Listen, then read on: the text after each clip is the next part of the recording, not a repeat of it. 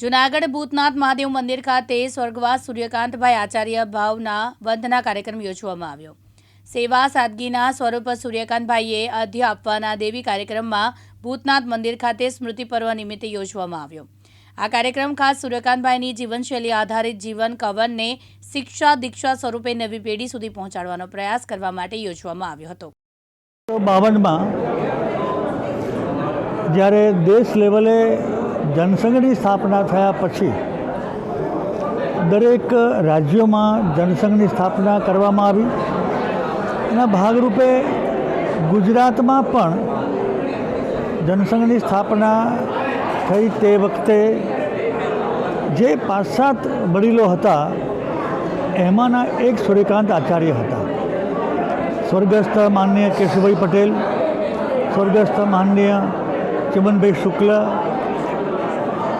નારસિંહભાઈ પઢિયાર, આ બધા જ લોકોએ ગુજરાતમાં જનસંઘની સ્થાપના કરી। એક ઉદ્યાનને ખેડીને પાણીનું સિંચન કરીને એ ઉજ્જડ જમીનને આજે જે વાડી દેખાય છે અમારી ભારતીય જનતા પાર્ટીની, એ વાડી પહેલાં ઉજ્જડ ખેતર હતું। એ ખેડવાનું જેણે પરિશ્રમ કર્યો, કંઈ મળવાનું નથી, આપવાનું જ છે, ગુમાવવાનું જ છે, એવા ધ્યેય સાથે જેમણે કામ કર્યું।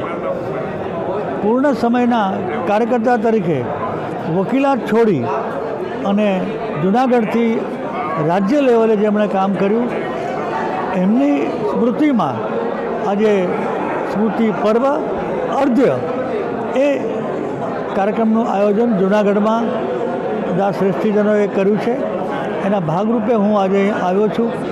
મને સદભાગ્ય પ્રાપ્ત થયું છે કે મેં સૂર્યકાંતભાઈ આચાર્ય સાથે પણ કામ કર્યું છે અને અત્યારે નવી પેઢી સાથે પણ હું કામ કરું છું।